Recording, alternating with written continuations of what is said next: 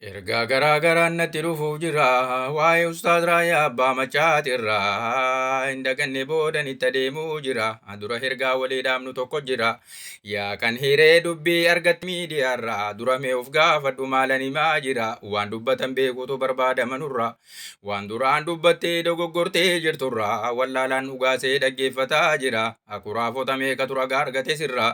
Barummanni hakkiidha eeggatanurra. Rabbiin nuuf adeesu waan balleessinirra. Silas namni waa hojjetun dogoggora.